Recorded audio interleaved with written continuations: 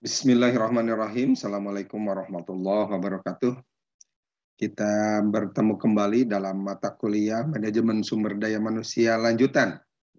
Kali ini kita akan membahas tentang konflik dan stres kerja, di mana konflik dan stres kerja ini merupakan bagian permasalahan yang muncul dalam dunia kerja yang perlu disikapi dengan baik dan diarahkan supaya tidak menjadi permasalahan dalam pelaksanaan pekerjaan di industri maupun di organisasi.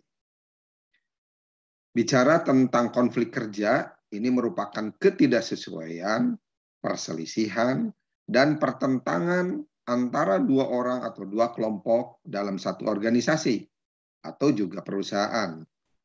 Karena adanya hambatan atau perbedaan komunikasi, persepsi, bisa juga status, nilai, tujuan, dan sikap, sehingga salah satu atau keduanya saling terganggu. Konflik ini juga dipahami merupakan proses interaktif yang termanifestasi dalam hal-hal yang menunjukkan ketidakcocokan, ketidaksetujuan, atau kejanggalan baik antar individu maupun antar entitas sosial seperti juga kelompok ataupun organisasi. Menurut para ahli, konflik kerja ini bisa dipahami sebagai pertentangan antara seseorang dengan orang lain atau ketidakcocokan kondisi yang dirasakan pegawai karena adanya hambatan komunikasi, perbedaan tujuan, sikap, serta tujuan atau ketergantungan aktivitas kerja. Ini menurut Tommy. Selanjutnya menurut Wahyudi, konflik kerja dipahami sebagai perselisihan, pertentangan antara dua orang atau kelompok di mana perbuatan yang satu berlawanan dengan yang lainnya, sehingga salah satu atau keduanya saling terganggu. Sementara menurut Mangkunegara, konflik merupakan pertentangan yang terjadi antara apa yang diharapkan oleh seseorang terhadap dirinya, ataupun orang lain, ataupun organisasi, dengan melihat kenyataan dari apa yang diharapkan itu sendiri.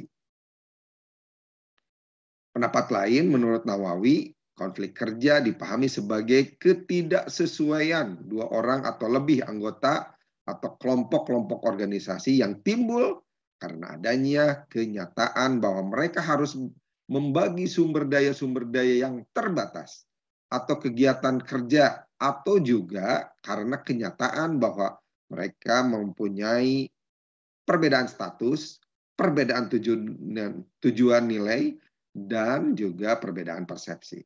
Dan yang terakhir menurut Rifai, konflik kerja merupakan ketidaksesuaian antara dua atau lebih anggota atau kelompok dalam satu organisasi atau perusahaan yang harus membagi sumber daya yang terbatas atau kegiatan kerja, atau juga dikarenakan kenyataan bahwa mereka memiliki perbedaan status, tujuan, nilai, dan persepsi. Selanjutnya kita lihat bentuk-bentuk apa saja yang merupakan konflik kerja.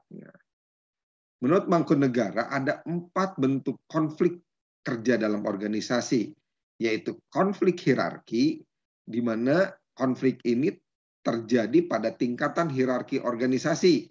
Misalnya konflik antara komisaris dengan direktur utama, pemimpin dengan pegawainya, pengurus dengan anggota koperasi, pengurus dengan manajer, ataupun juga pengurus dengan pegawai lainnya.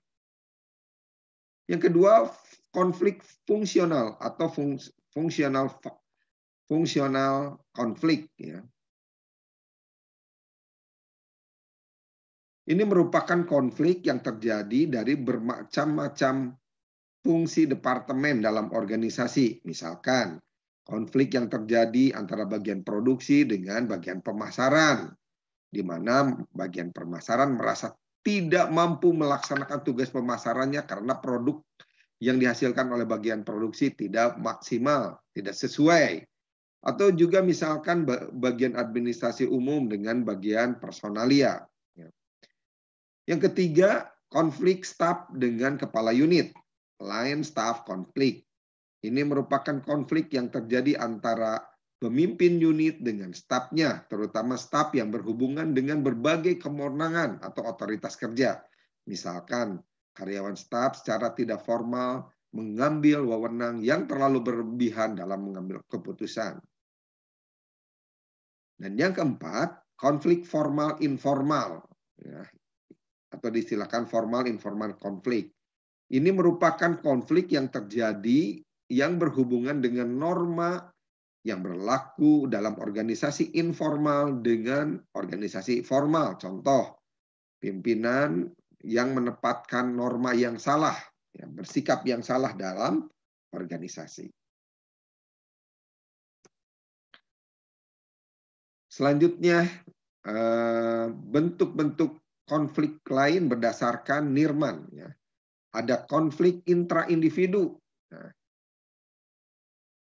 di sini konflik yang dihadapi atau dialami oleh individu dengan dirinya sendiri karena adanya tekanan peran dan harapan atau ekspektasi di luar, ya, dari luar yang berbeda dengan keinginan atau harapannya. Contoh, seseorang yang memiliki jabatan perusahaan disuruh oleh atasannya untuk menjamu tamu perusahaan ke tempat-tempat yang dianggap secara normatif tidak baik, misalkan tempat yang adanya minum-minuman keras. Padahal dia adalah seorang yang religius dan tidak pernah mengunjungi tempat-tempat hiburan tersebut. Yang kedua, konflik antar individu. Yaitu konflik yang terjadi antara individu yang berbeda dalam satu kelompok ataupun antar individu dengan kelompok yang berbeda, ya. Misalkan konflik antara X dan Y yang kebetulan bekerja pada bagian yang sama dalam sebuah perusahaan. Jadi individunya bermasalah tapi dalam ruang lingkup internal. Selanjutnya yang ketiga, konflik antar kelompok, konflik yang bersifat kolektif antara satu kelompok dengan kelompok lainnya. Misalkan konflik antara kelompok kerja A dan kelompok kerja B, ya, masih di tipikal kelompok kerja yang sama tetapi berbeda kelompok dalam bagian yang sama. Atau juga antar kelompok yang berbeda bagian. Ya. Konflik organisasi, ini merupakan konflik yang terjadi antar unit organisasi yang dapat bersifat struktural maupun fungsional.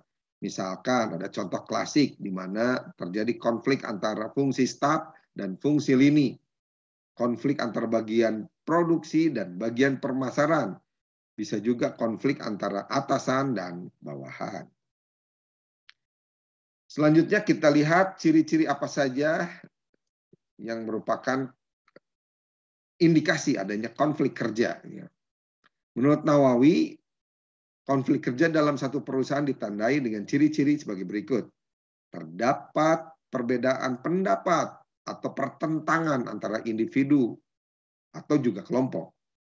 Kedua, terdapat perselisihan dalam mencapai tujuan yang disebabkan adanya perbedaan persepsi dalam menafsirkan program organisasi. Yang ketiga, terdapat pertentangan norma, ya, dan nilai-nilai individu maupun kelompok. Yang keempat, adanya sikap dan perilaku saling meniadakan, menghalangi pihak lain untuk memperoleh kemenangan dalam memperebutkan sumber daya organisasi yang terbatas.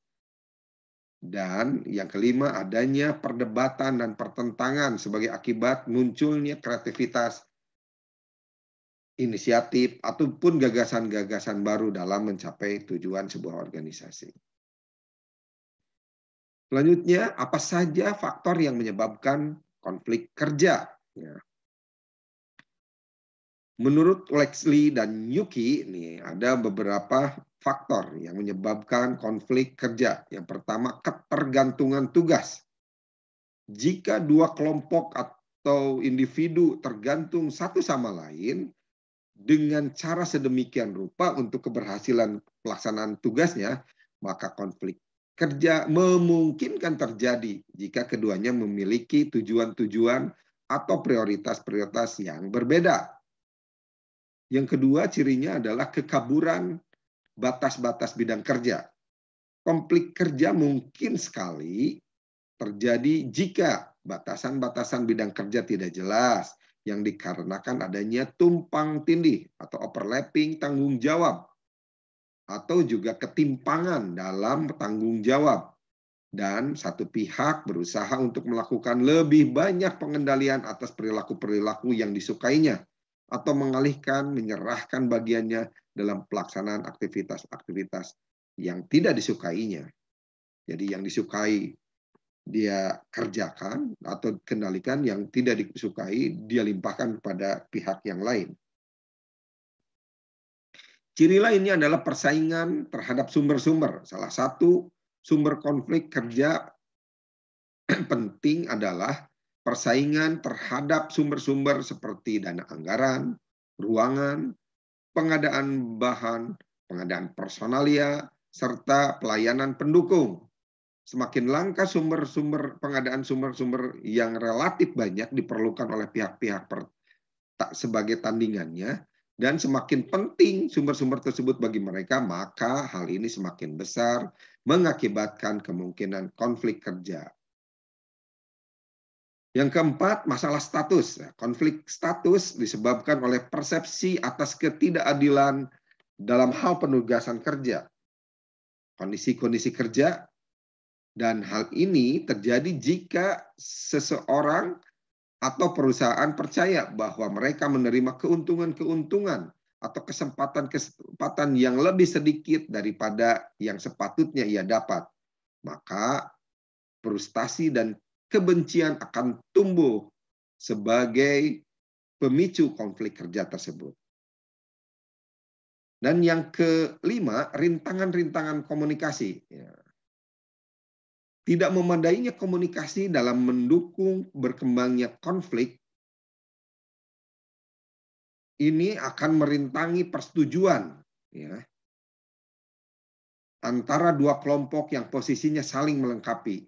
Tidak adanya sarana-sarana komunikasi yang memadai dapat menghambat usaha-usaha untuk mencapai koordinasi dua kelompok yang tugas pekerjaannya saling bergantungan. Kesulitan-kesulitan bahasa serta selektivitas dalam menginterpretasikan informasi dapat terjadi kesalahan konsep. Dan hal ini tentunya mendorong timbulnya rasa tidak percaya.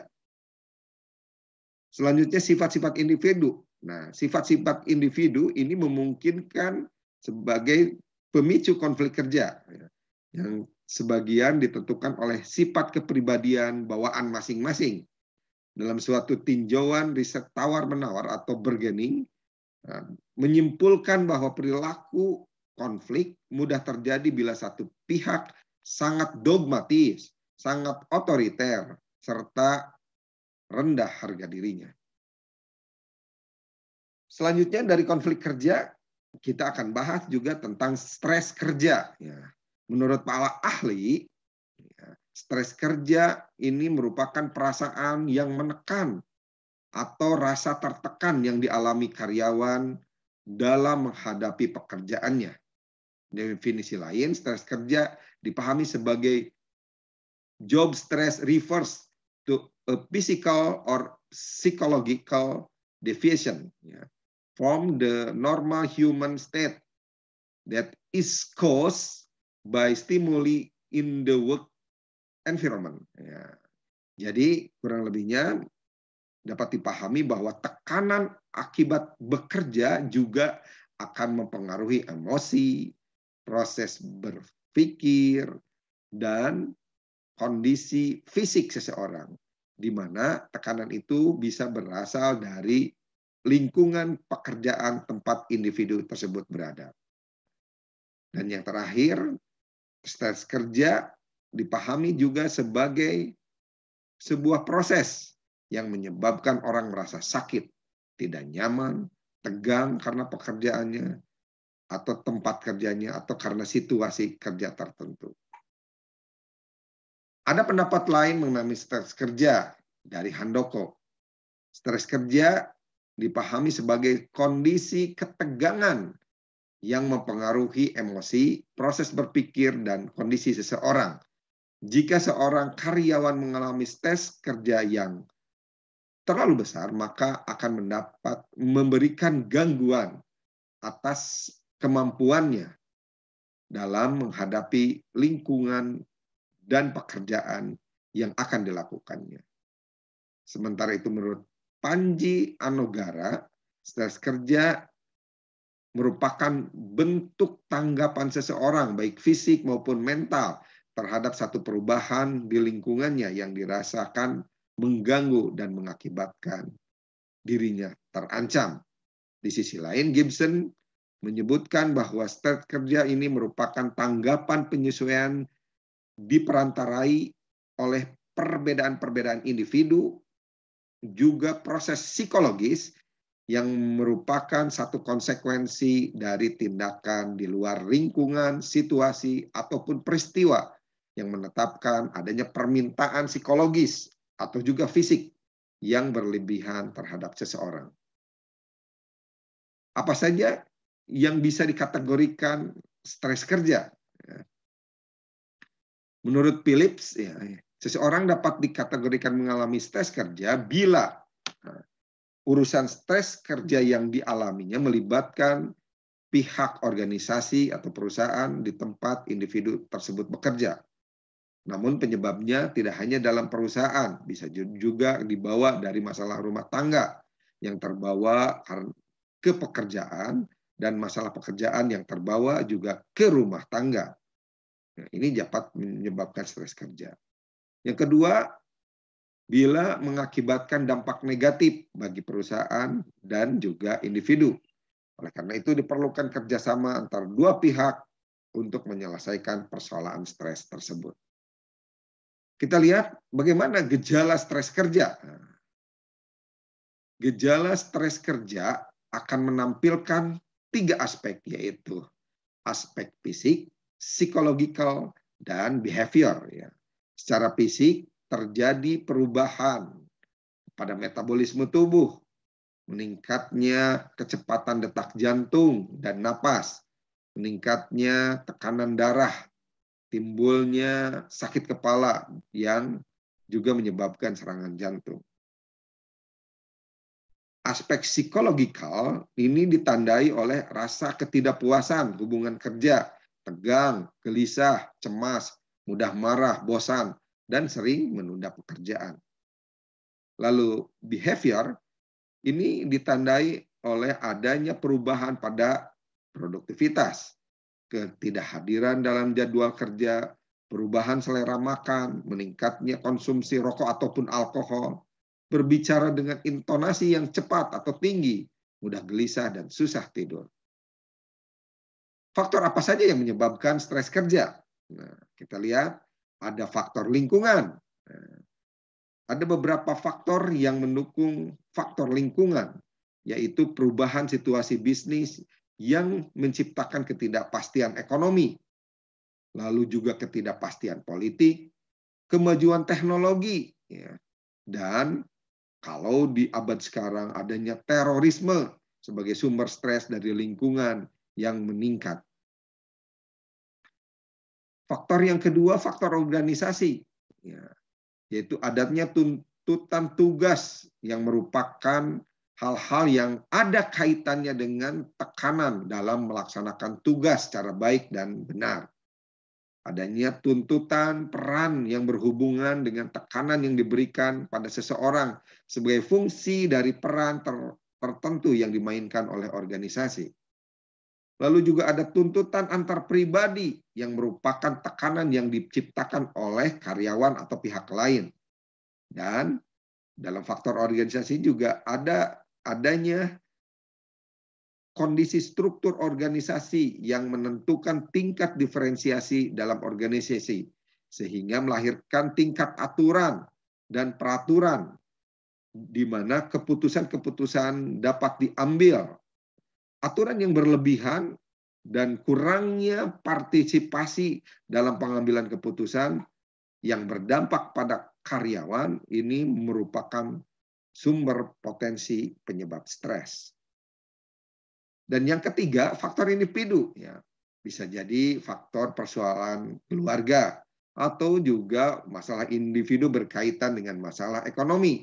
Dan yang paling banyak dikarenakan karakteristik kepribadian bawaan, di mana hal ini mempengaruhi stres sebagai suatu kodrat kecenderungan dasar dari seseorang, di mana gejala stres yang diungkapkan pada pekerjaan itu sebetulnya adalah berasal dari kepribadian dasar orang tersebut.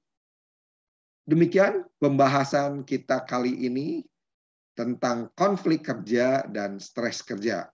Mudah-mudahan bermanfaat dan kita akan bertemu kembali dalam pembahasan materi MSDM lanjutan di lain kesempatan. Terima kasih. Assalamualaikum warahmatullahi wabarakatuh.